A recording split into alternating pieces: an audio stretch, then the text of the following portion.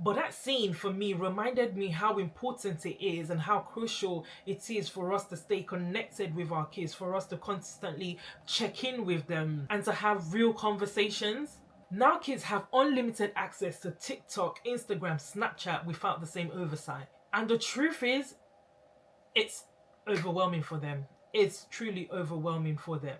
Hi loves, so in this video I'll be talking about the Netflix hit series Adolescence, and in this video I'll be focusing on a particular scene. Lately it's been disheartening for me to see discussions around this Netflix limited series focus on race. While I respect the different perspective, I was really shocked that some people watched this Netflix series and they came to that conclusion. That wasn't my takeaway, and I'm absolutely sure that that wasn't the writer's intent for us as well. But what truly stood out for me and what floored me was a particular scene, and this scene was when the police officer's son pulled him aside and said, "Dad, I need to talk to you." And in this scene he gives his dad some information. I would have really loved to play this scene for you, however due to copyright issues I'm unable to, but I will narrate what happened in that scene. In this scene, the police officer's son pulls him aside. They're in a room and he says to his dad, "Have you checked social media? Have you checked Insta?" And the dad says yes. He pulls out his phone and he says to his dad, "Have you seen this? It looks like she's being nice." And the dad says, "Isn't she?" And he says to him, "Do you know what the dynamite means?"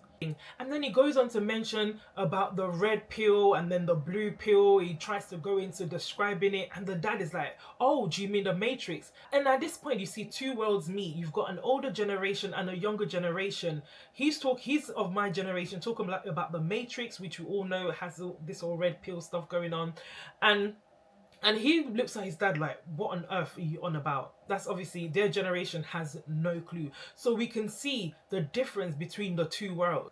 The dad is confused at this point, and to be honest with you, I'm confused. I was watching it with my husband and he's confused. My mind was just going, okay, what on earth are you on about? And then he goes further to keep explaining. Then he goes on to talk about the manosphere, and then he talks about the 80-20 rule. And his dad at this point says, Adam, I don't know what you're talking about." And I'll be honest, myself and my husband, we had no clue. We were sitting there confused. I was like, how did we go from a dynamite emoji to now talking about manosphere, 80-20 rule? And I'll be honest with you, this is the first time I'm actually hearing about this incel stuff, 80-20 rule, manosphere. I actually had to do a bit of research and Google it, and please feel free to Google what they all are. But it was all new. It was all new to me.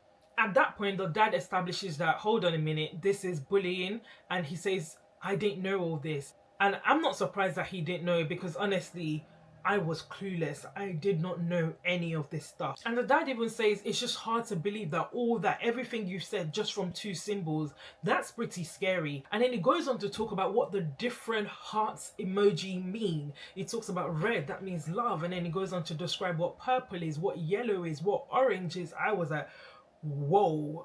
To which the dad says, "It's a good thing that I sent your mom the red emoji." And then he goes to show, "I can show you other messages with different emojis and they're all saying the same thing." And what blew my mind is the fact that these emojis, things that I've never thought deeply about. To be honest with you, I probably just use a handful of these emojis, but I've just never thought so much about it. To think that they have a deeper meaning within these young people was alarming. Honestly, this scene for me was the most shocking scene of all of them. It really hit me.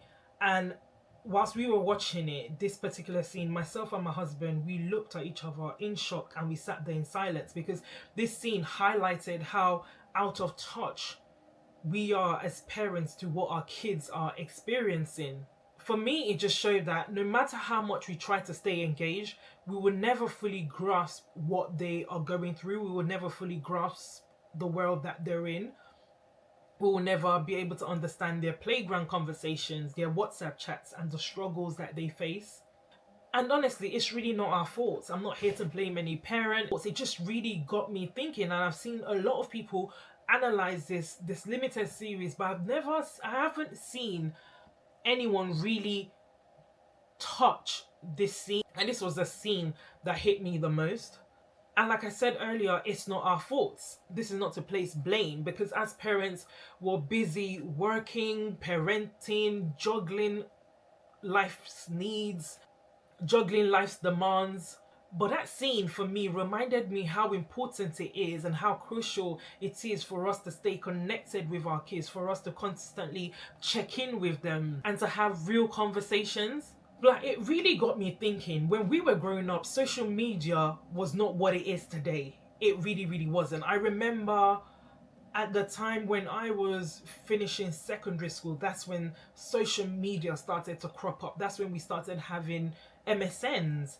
And the thing is, back in my day, when we were on MSN, that was what was reigning then. There was only one computer in the house, and it was in the living room. It was fixed there. And when you were on MSN, you would have a parent, or an older sibling, mom or dad. They'll be on the sofa behind you watching TV. So you were being monitored. They could sort of see what you were doing. However, these days, kids just have that social media on their phone. Now kids have unlimited access to TikTok, Instagram, Snapchat without the same oversight. And the truth is, it's overwhelming for them. It's truly overwhelming for them. This is why, honestly, before this series came out, myself and my husband decided that we will set boundaries. We will have boundaries in place when our kids get phones. There will be no devices in bedroom. There will be structured screen time. And there will be an ongoing conversation about body image, self-confidence, and their worth. We cannot just leave them to navigate this alone. We just can't as parents. Yesterday, I saw that Netflix were making this film available to schools for free, and I absolutely love that. I think schools need to show it to their students. It's so important for both boys and girls to see it, especially because it focuses on the perpetrator's perspective. And that's a side that we rarely get to see.